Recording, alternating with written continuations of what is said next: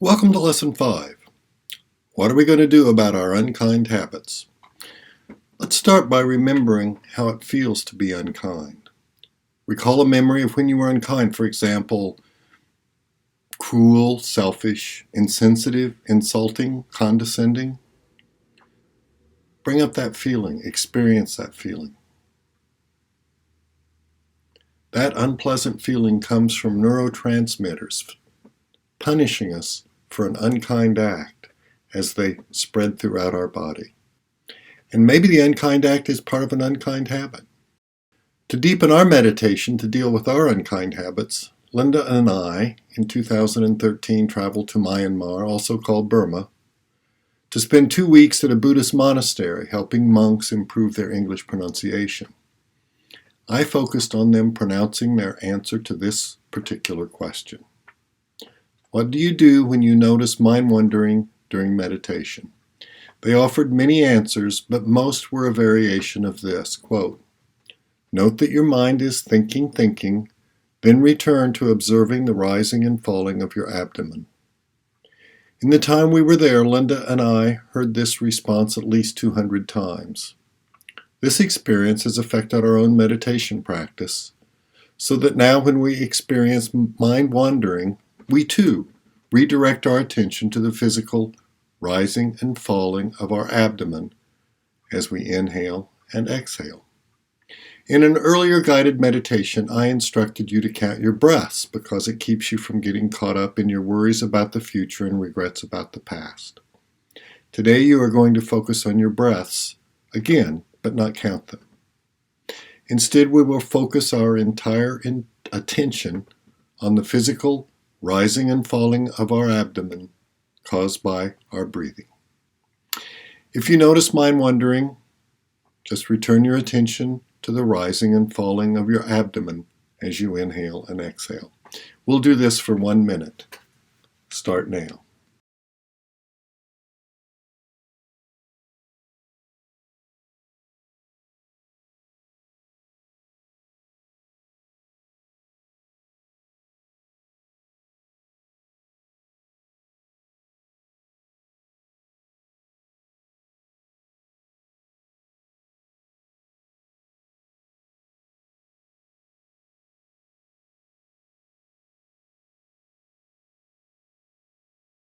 Halfway, remember to direct your entire attention to the rising and falling of your chest and abdomen.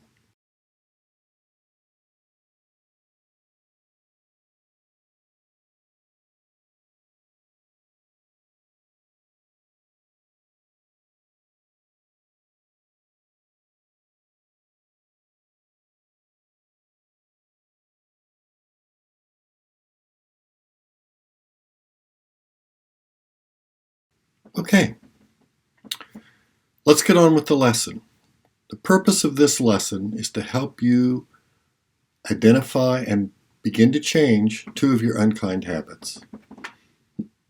An unkind habit is a regular behavior or tendency it's etched in our brain, and it's cruel, inconsiderate, or causes harm to oneself or others. Doesn't matter whether it's intentional or unintentional, and it can either be a mental unkind habit or an action unkind habit. My other book on mindful kindness is titled St. Badass, Personal Transcendence in Tucker Max Hell. My co-authors are 3 men incarcerated for committing murder.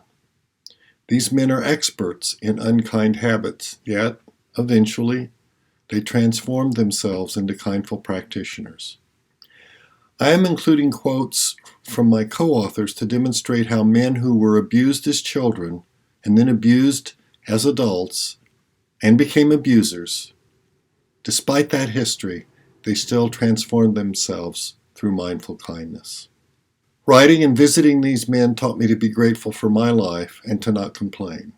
And most important, if they can, while living literally in hell, if they can transform themselves there, surely we can transform ourselves. The first quote comes from Tad, the artist of this Circle of Life art piece. Notice the postmark from Tucker Maximum Security Prison in the lower right corner of the art piece.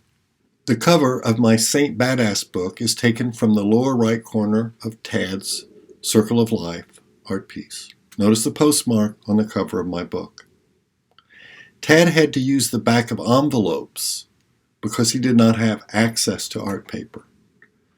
The circle art piece is a collection of envelopes taped together. He also did not have access to art supplies for color. No paint or colored pencils. He used Skittles, M&Ms, coffee, and blood to get the colors for his artwork. After Tad created the Circle of Life on the back of envelopes, he mailed them to me one at a time. I taped the envelopes together to create the Circle of Art. Tad wrote about the unkind habits of his stepdad and how those unkind habits led him to act in desperation and to develop many of his own unkind habits. One day I was about 13. I was outside mowing the yard. My stepdad and mom were fighting, which led them both outside. I stopped mowing to watch them. My mom was screaming, saying, "Don't walk away from me." At one point, my stepdad punched my mom in the face. He was choking her out. When I decided I had enough, I went and found a 2x4 about 4 feet long. As he was choking my mom out on the ground, I came up behind him and hit him. I was aiming for his head, but I hit his shoulder. He jumped up looking like he was going to kill me, but he didn't. He looked back at my mom, then took off, got in his truck, and left. He came home later that day. But Mom and I came up with a plan to kill him one night when he was asleep, but she backed out of it in the last minute. I was all for it, though. Basically, she was going to drug his food with sleeping pills, and I was going to stab him to death. You can say that was an unkind moment. Like Tad, for years continuing into adulthood, I too had an anger problem. Not the severity of Tad's, but still serious. Once, when taking a carton of dog food out of a cabinet, I accidentally dropped it, spilling the dog food all over the floor. Seeing the mess filled me with rage at my own carelessness. I swore and slammed the cabinet door shut, then I kicked the carton, which of course only made the mess worse, and made me even angrier. It wasn't until I began practicing mindful kindness that my anger habit began to soften. I learned how to recognize when anger was rising in me and to shift my attention to my breath or my surroundings, allowing the stirred up emotions to settle.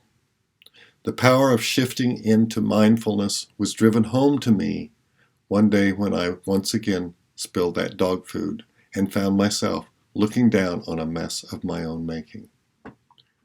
This time, knowing that kicking the carton and spreading the dog food would only make things worse, I took a few moments to practice mindful breathing and cleaned up the mess. I actually felt relief from not experiencing the stress of throwing a tantrum. It's hard to be truly motivated to change our unkind habits if we don't allow ourselves to experience the hurt that they cause ourselves and others. We need to really feel the consequences of our actions in order to understand the importance of making a lasting change.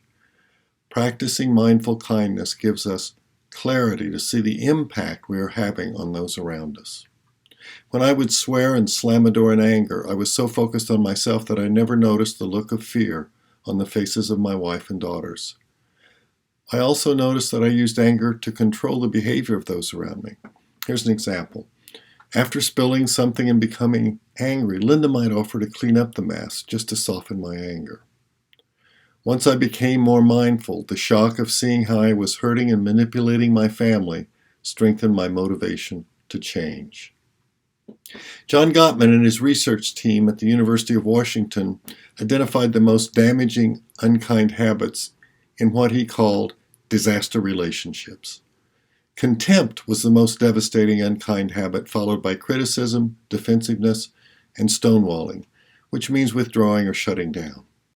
Disaster couples disregard the kind acts of their significant others, and instead, they respond with an unkindness. For example, if the wife says, "Ellen gave me some pea seeds that are working really well for her," the husband might reply, "It will take more than new seeds for you to grow anything." Contempt almost ended my relationship with my wife of nearly 50 years. When we first met, and she said something that I disagreed with, I would say something like, "How could you think that?" And I would say it in front of other people. Fortunately, she would not tolerate that treatment. If I did not break that unkind habit, she would never see me again. So I did break the habit, and I did it quickly because I did not want to lose her. Another telltale sign of disaster couples is a lack of interest in the success of their partner. If one person mentions being honored for volunteer work, the partner would ignore the comment or display a lack of interest by deadpanning, good for you, while continuing to read the newspaper. The harm caused by the unkind habits of contempt, criticism, defensiveness, and stonewalling are not limited to marriage. They can also destroy parent-child relationships, prevent or end friendships, poison relationships with parents, turn siblings against each other, and create a toxic work environment. Now, kindness doesn't mean that we don't express anger, but the kindness informs how we choose to express the anger. You can throw spears at your partner, or you can explain why you're hurt and angry, and that's the kinder path. Disasters with kindness will say, quote, "You're late, what's wrong with you? You're just like your mother." Masters of kindness will say, "I feel bad for picking on you about your lateness, and I know it's not your fault, but it's really annoying that you're late again." So it's time for us to look at our own unkind habits. To help you determine the extent that your habits might be causing you unhappiness and unhappiness to others, we've prepared a set of questions about common unkind mental habits and also provided a description of unkind personality types that include both mental and action unkind habits. For example, our unkind thinking habit of feeling unappreciated at work might be caused by our unkind action habits of cutting corners and slacking off, which makes us unhappy and others at work unhappy. On the other hand, feeling unappreciated at work might stem from negative self-talk, telling yourself that you're not up to the job, a mental unkind habit, while in fact you're doing a pretty good job. So, open your handout to Lesson 5, Unkind Mental Habits and Unkind Personality Types. To help you determine the extent that unkind mental habits are affecting your life, we've prepared the following questions about unkind mental habits. As I read the questions about these unkind mental habits, make an X next to each unkind habit you're motivated to change. You don't have to mark every one of your unkind mental habits, just the ones you're motivated to change. Follow along and make your X's as I read the questions. Do you complain to yourself about things you don't like? Think about how you are not making good use of your time and are failing to make important changes in your life. Feel discouraged and depressed? Beat yourself up about your mistakes and missed opportunities? Experience anxiety? Worry about things you can do nothing about? Dwell on what might go wrong in the future? Have difficulty knowing how to communicate with your loved ones and friends? Feel lonely? Feel shame or guilt? Are angry at home, at work, and in other places? Are dissatisfied and lack a sense of purpose? Feel resentful toward people you judge because of your prejudices? Feel like a failure? Feel unappreciated at work or at home? Unkind mental habits not only make us unhappy, but also are linked to unkind action habits that make our life more difficult and keep us from making close, caring relationships. Now, it turns out that unkind mental and action habits can occur together in clusters. I've created 6 clusters, which I call unkind personality types. These clusters allow you to reflect on whether you have a cluster of related unkind habits. Here's what I mean by an unkind personality type. A cluster of mental and action unkind habits that consistently occur together. To change an unkind personality type means changing a significant number of habits, which is clearly more difficult than changing a single unkind habit. Even if you do not have an unkind personality type, I think you'll find some unkind habits that you would like to change in this section. As I read each description, make an X next to each habit you are motivated to change. Also, as you listen to the descriptions, be grateful for all the unkind habits you don't have. Follow along and make your X's as I read the descriptions. First type is antisocial. Unconcern or indifference for the feelings of others. Often disregards social expectations and obligations. Irritable, at times aggressive. At times acts impulsively. Lacks guilt in some situation, and fails to learn from some experiences. Relationships are often short-lived. Second type is melodramatic. Self-blame from a limited sense of self-worth. Well-being depends on attention and approval from others. Consequently, may take risks to gain attention and approval. May act overly charming, even seductive. But relationships are many times superficial. Disapproval leads to a cycle of more self-blame and more attempts to gain attention and be seductive, followed by disapproval, and the cycle goes on. Third type is narcissistic. Pronounced sense of self-importance, sense of entitlement, needs to be admired, limited empathy. At times lies and takes advantage of others to get their way. In many situations seen as controlling, intolerant, selfish, and insensitive.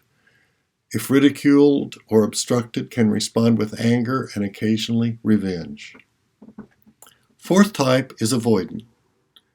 Self-blame from believing they are socially inept, unappealing, or inferior, and fear being embarrassed, criticized, or rejected.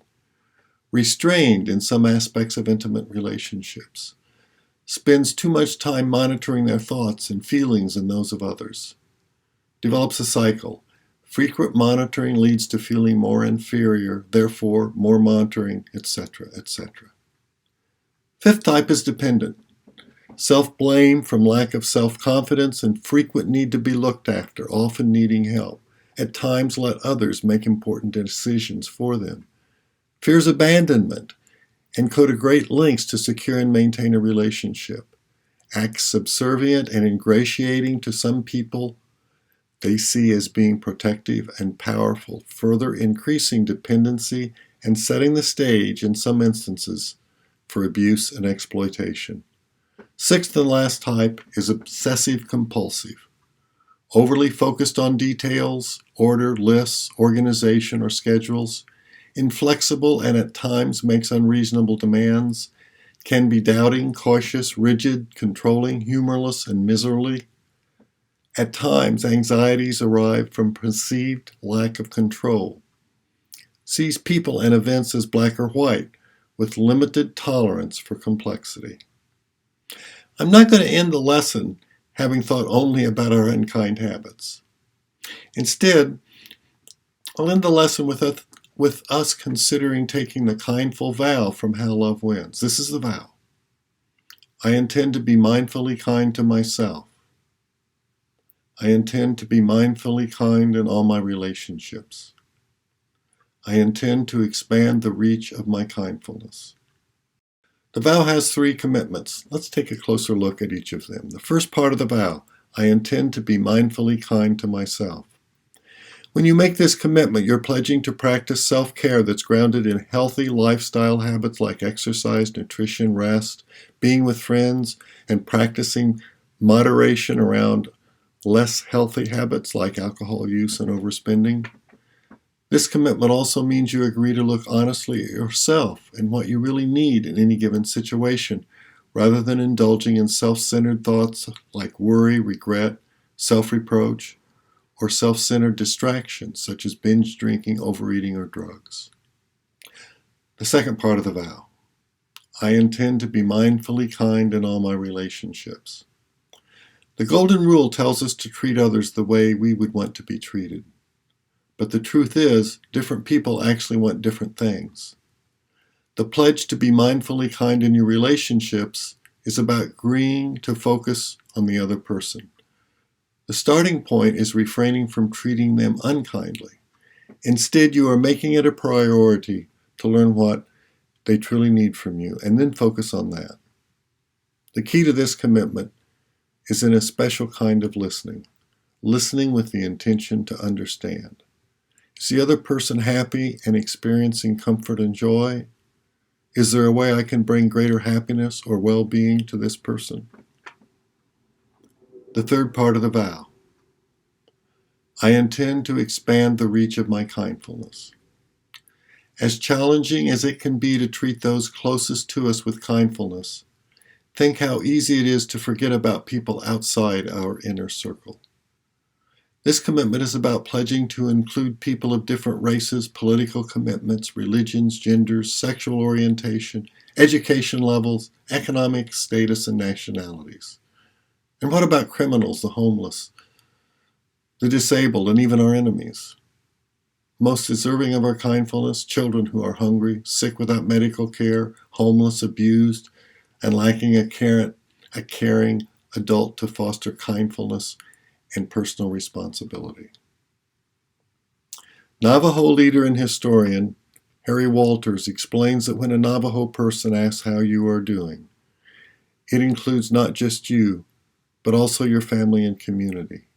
To the Navajo, a person is doing well to the extent that the person's family and community are doing well. This is what it means to expand the reach of our kindfulness. We are near the end of the lesson. Let's calm ourselves after all the focus on unkind habits. We'll repeat the mindfulness exercise for 1 minute where you focus on the rising and falling of your abdomen as you inhale and exhale. Let's start now.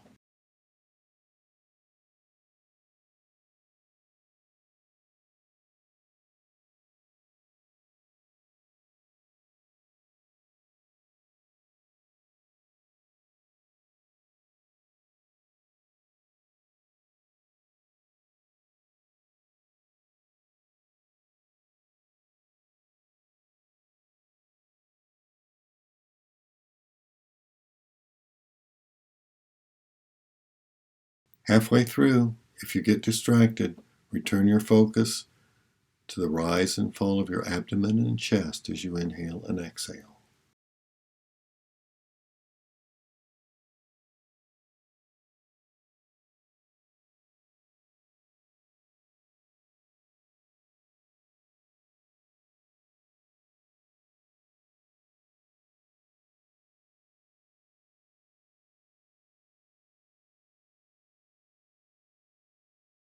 So, we're at the end of the lesson.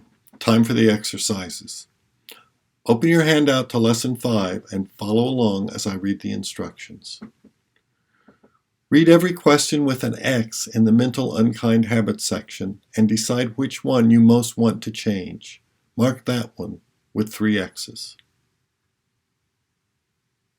Then read every question with an X in the Unkind Personality Type section and decide which one unkind habit you most want to change. Mark it with 3 X's. Finally, in your journal, write the name of the 2 habits you marked with 3 X's and describe why you want to weaken those habits. You can turn off the video for this lesson and write your answers in your journal.